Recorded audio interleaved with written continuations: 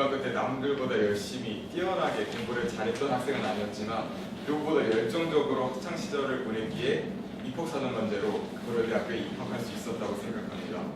그럼 지금부터 제 경험이 여러분들에게 도움이 되셨으면 하는 마음으로 한번 시작해 보도록 하겠습니다. 열악한 환경을 개척했던 소년. 당시 중3을 갓 졸업한 저는 지역에 있는 명문고에 진학을 하게 됩니다. 하지만 제가 진학한 고등학교는 해가 해를 거듭할수록 날로 입시에서 저조한 성적을 거두었습니다. 따라서 학교 선생님은 물론 학생들, 지역 주민들까지 그 학교를 욕했지만 그 누구도 그 문제점을 개선하려고 노력하지 않았습니다. 제가 들어간 학교에서는 주로 정시에만 몰두하라는 교육 시스템으로 운영했기에 누구도 수시를 신경 쓰지 않았습니다. 그저 수시는 서울권 애들이, 수도권 애들이 들어가는 입시 전용으로만 생각해 왔습니다. 따라서 이렇게 뒤처진 입시 시스템을 운영하면서 학생들은 점점 대학 입시에서 실패를 겪게 되는 것이죠. 그래서 저를 그렇게 부푼 꿈을 안고 정말 제가 고등학교에 들어가면 제가 하고 싶은 걸 하면서 대학을 가야겠다는 제 날개를 꺾인 저는 1학년 때는 그저 그런 학생으로 그냥 공부만 열심히 했습니다.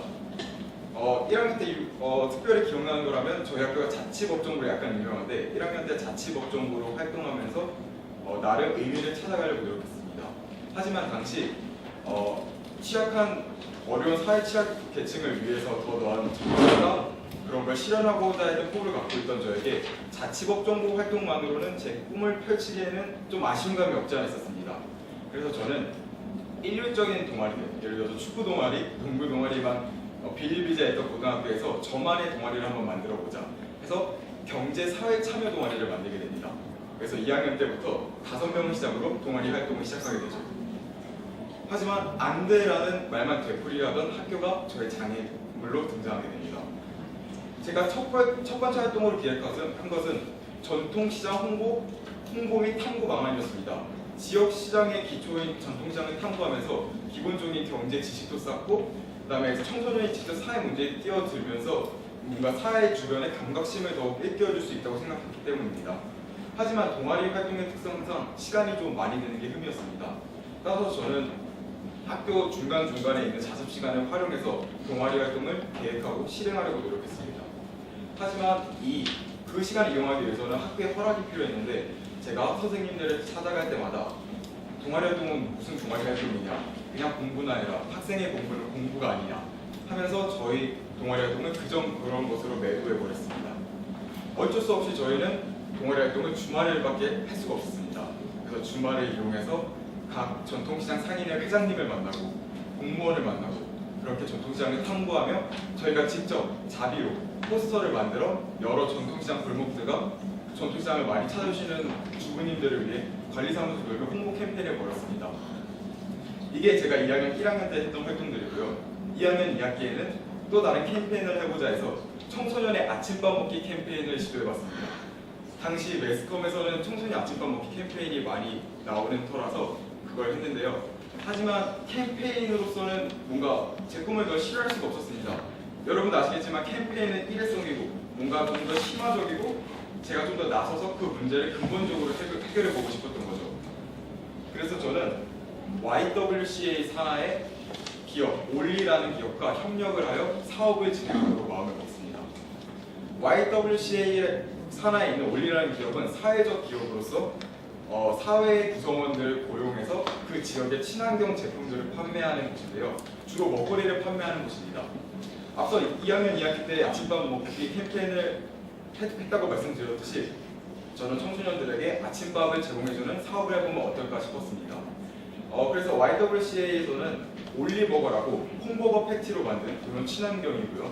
그래서 그걸 만든 것을 판매하고 있었는데 저는 그것을 학교로 들여와 판매해볼까라는 생각을 하게 됩니다.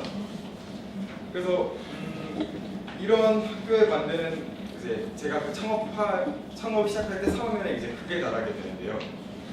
올리를 방문해서 제품 단가를 무려 500원이나 깎는 성과를 거두며 아주 기쁘게 출발했습니다. 그러나 이번 활동의 경우 아침밥 대용 식품을 학교에서 팔아야 하기 때문에 학교에 절대적인 허락이 필요한 상황이었습니다. 그러므로 저는 철저히 기획안을 작성해서 조강 선생님 그리고 교장 선생님께 말씀드리기 위한 대면식을 마련했습니다. 하지만 역시나 학교에서는 내부로 들어오는 음식이 혹시 학생들에게 식중독을 일으키면 어떠냐, 혹은 우리가 다른 회사 제품을 들여오는데 주변 상관에서 반발은 너희가 어떻게 책임질 거냐고 하시면서 무조건 반대를 하셨습니다.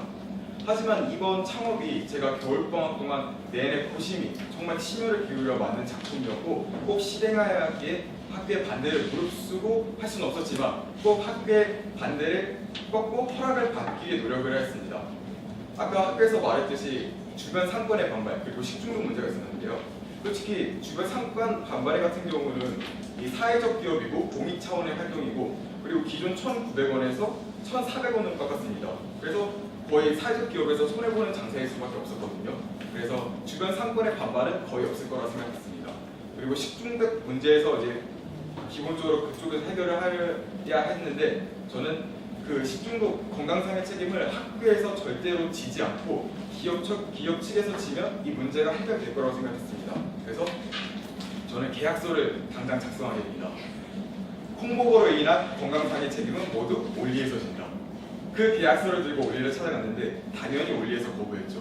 왜 우리가 그거에 대한 건강상 모든 책임을 져야 하느냐. 운반상에서 혹은 학생들이 콩보거를 바로 안 먹고 조금 놨다가 점심시간에 먹으면 그건 학생들의 책임이 아닌가. 하지만 저는 계속해서 그 YWC의 실장님과 계속 대화를 하면서 아니다, 좋은 취지다. 그리고 콩버거는 교실에서 못 먹게 하고 우리가 아침 쉬는 시간에서 판매할 때 꼭 밖에서 그걸 먹고 쓰레기를 버리는 걸 확인하고 들어보도록 하겠다. 이렇게 3번 찾아간 끝에 결국 허락을 받게 되었습니다. 그래서 매주 3회 아침 쉬는 시간을 이용해서 20분 동안 1,400원에 들여한 제품을 1,500원에 판매해서 100원은 이제 나중에 사회에 기부하는 이익으로 쓰고 이렇게 판매 활동을 시작하게 됩니다. 이처럼 많은 고난이 있었던 제 고등학교 활동이었습니다. 하지만 결국 그 고난을 이겨내어 성공적으로 제 고등학교 생활을 마쳤고 이런 제 경험들을 자기소개서에 피력하며 총 3군데의 대학에 합격할 수 있었습니다. 앞서 말씀드렸다시피 고려대학교 자율전공학부 합격했고 서울시립대 도시행정학과 합격했고 경희대 행정학과 합격했습니다. 네, 그렇고요. 그리고 이제 제 경험으로 빛을 보게 된 게 이제 후배들입니다. 이제 후배들은 제 거 이제 프랜차이즈에서 지금도 성황리 창업을 실시하고 있고요. 어머님들도 그거에 아주 감명을 받으셔서 한 달에 2번씩 토요일 날 오셔서 주먹밥 나눠주기 행사를 하십니다. 그래서 아침마다 들어오시고 또 제가 처음 활동한 전통시장 같은 경우는 후배들이 그거를 약간 좀 더 심화해서 전통시장을 협동조합으로 바꿔서 운영해보면 어떨까라는 생각을 가지고 저희 지역 대학교의 교수님과 연계해서 논문을 작성하고 그리고 그분들을 모셔서 간담회를 개최해서 신문에 나기도 했습니다. 물론 제가 다 지도한 거고요. 그리고 제가 이제 최초로 제가 다니는 고등학교에서 최초로 입학사정관제로 간 케이스인데 학교에서도 감명을 받아서 이제 창의적 체험활동 시스템을 대폭적으로 늘리고 이제 동아리 활동에 금전적으로 지원도 한다고 합니다. 그래서 학교도 많이 바뀐 것 같습니다.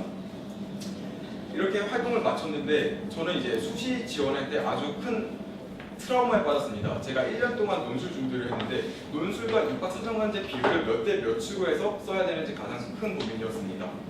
그래서 6장의 카드 중 처음에 입학사정관 4장, 논술 2장으로 계획했습니다. 하지만 1년 동안 계획을 한 논술이었지만 제 강점을 살리기에는 입학사정관제로 밀어붙이는 게 어떨까라는 선생님의 조언이 계셨습니다. 물론 대학을 가는 방법에는 정시도 준비하고 논술도 준비하고 입학사정관제 준비해서 다양한 방면으로 길을 열어두고 가는 것이 이상적입니다만 자신의 강점을 최대한으로 살려 그것을 대학에 어필한다면 대학에 들어갈 수 있는 가장 현명한 방법이 아닐까 싶어서 저는 6장 카드 모두를 입학사정관제에 쓰게 됩니다. 그래서 그렇게 공격적인 전략으로 대학 입시에 도전한 결과 제 전략은 성공해서 지금 고려대학교에 와 있습니다. 그리고 제가 입학사정관에서 가장 중요하다고 생각하는 요인은 2가지입니다. 일단 여러분도 잘 아시겠지만 내신은 기본이라고 생각합니다. 제가 비평준화 고등학교에서 내신을 따기 힘들었지만 내신이 학생들의 성실함을 결정하는 정말 중요한 척도라고 생각합니다. 저도 솔직히 고려대학교에 들어올 만한 내신은 아닙니다. 1학년 때 1.75, 2학년 때 1.7, 3학년 때 1.1 꾸준히 상승 곡선을 그리고 있지만 합산해보면 1.5밖에 안 됩니다. 하지만 제 정말 열정에 기초한 그런 노력들이 있었기에 고려대학교에 입학할 수 있었다고 생각합니다. 그리고 이제 또 결정적인 것은 제 경험들이 유기적으로 연결되어 스토리를 구성한다는 것입니다.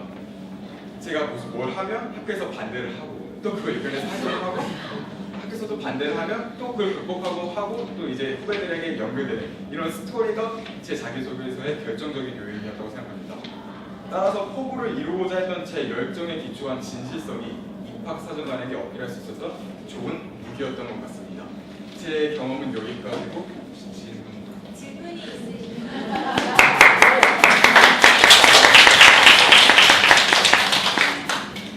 있으시면 네, 너무 감동하시고 네, 어쨌든 이 학생이 그렇게 노력을 해준 결과 이제 명문 고등학교였지만 여전히 아직까지도 13학번이라고 얘기하면 이제 올해 이제 신입생이 된 건데 아직까지도 정시 위주로 이제 생각하는 고등학교들이 지방뿐만 아니라 서울 내에서도 상당히 많은데 어쨌든 굉장히 모범적인 사례가 돼서 후배들한테도 기회를 퍼주고 학교도 수시에 있어서 뭐 입사관 전형이라든지 이런 거의 중요성을 조금씩 느껴서 변화를 하게 만들었다는 건 상당히 중요한 어떤 내용인 것 같고요. 어쨌든 자유 전공인 거 보니까 나중에 이제 법 쪽에 나가는 게 아니라 제가 들어보니까 기업이나 기업가나 아니면 정치인을 해도 충분히 이제 자질이 될 것 같습니다. 네, 어쨌든 굉장히 좋은 어떤 경험담이었고요. 네, 재밌었습니다. 네. 사정관의 소리 준비가 영장 있습니까? 제가 서류 준비에 솔직히 막막했습니다. 여름 방학 이제 기말고사가 끝나면서부터 서류 준비를 시작하기 했는데요. 저는 이제 그 입시 컨설팅을 많이 쫓아다니는 편입니다. 서울에서 무슨 큰 학원에서 컨설팅 뭐 자기소개 쓰는 방법을 강연한다. 거기 가서 몇 번, 한 3번 정도 들었습니다. 그래서 그걸 바탕으로 제 스스로 작성했습니다. 네, 모두 다요.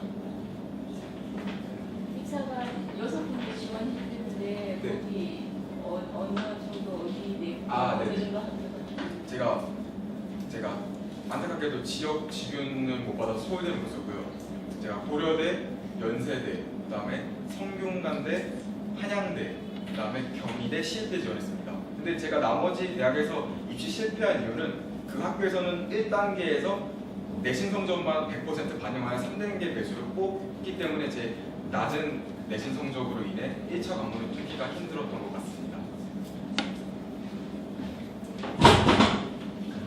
네, 그러면 또 다음 연사가 기다리고 있는 관계로 여기까지 이제 마무리하도록